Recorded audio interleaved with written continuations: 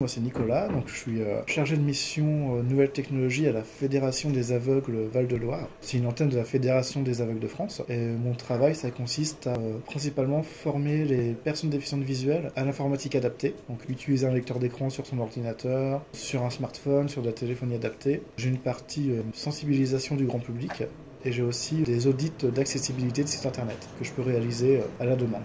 C'est assez bluffant. Ayant vu avant et joué avant au jeu, c'est quand même exigeant. Ne serait-ce que finir un trajet sur Trackmania, c'est hallucinant. Enfin là, réussir à le faire dans des temps pas trop mauvais. Puis on retrouve quand même aussi le plaisir de jouer. Donc ça, c'est chouette. En termes de jeux vidéo, c'est difficile de pouvoir jouer quand on ne voit pas. Pouvoir le faire en autonomie, en fait, sans l'aide de personne au final, c'est intéressant parce que sinon, c'est avec l'aide de quelqu'un qui voit, qui décrit en même temps. Et là, au moins, une fois le système en route, on peut se débrouiller tout seul. Personnellement, ça m'a pris à peu près 4 semaines à apprendre le braille. Il y a des gens qui vont être plutôt sur du 6 mois. Alors c'est vrai qu'à la avant d'être vraiment autonome dessus, il faut quand même déjà au moins, je pense, entre 10 et 20 séances d'une heure, donc on est facilement sur du 20 heures. Un ordinateur, pour pouvoir s'en servir correctement et réussir à faire des tâches, on va dire, basiques, c'est pareil, on est minimum sur du 10 heures de séance, voire 20 heures, donc déjà sur des temps assez élevés. Et là, c'est vrai qu'en quelques minutes, on comprend ce que le système il nous dit. Après, bien sûr, il faut tester un petit peu, voir, par exemple, dans Trackmania, quand on se rapproche des murs, c'est quoi la réaction du dispositif. Quand on a compris comment ça réagit, franchement, je pense déjà au bout d'une heure, on commence déjà à être vraiment pas mal en termes d'apprentissage et en termes de compréhension de ce que nous dit le dispositif.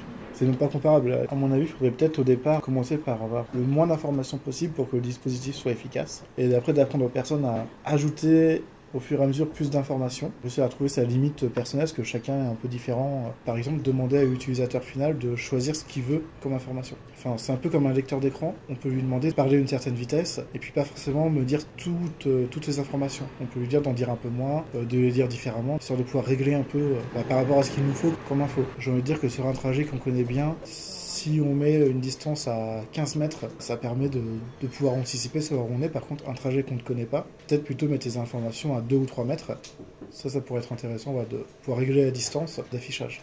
Je pense qu'il y a une application dans tout ce qui va être sport qui peut être possible. Après, adapté en fonction du sport. L'aviron que je pratique, ça pourrait peut-être me permettre de pratiquer seul, avec tout ce qui est voiture électrique, bus électrique qu'on n'entend pas forcément, que le dispositif est capable de discriminer, on va dire, juste les voitures ou les bus ou les tramways. Ça pourrait être intéressant au niveau des traversées d'être en sécurité, parce que c'est vrai que de plus en plus, les bruits de circulation sont de moins en moins forts, donc ça pourrait aider en mobilité. Pour les personnes qui ont un peu de mal avec le balayage avec la canne, ça pourrait éviter de se prendre des poteaux, se prendre des volets qui sont en hauteur et qui sont ouverts, que tout ce qui est en hauteur et qui touche pas le sol, la canne ne peut pas le détecter, ou si ça le détecte, c'est très tard. Et ça pourrait nous aider à être plus en sécurité.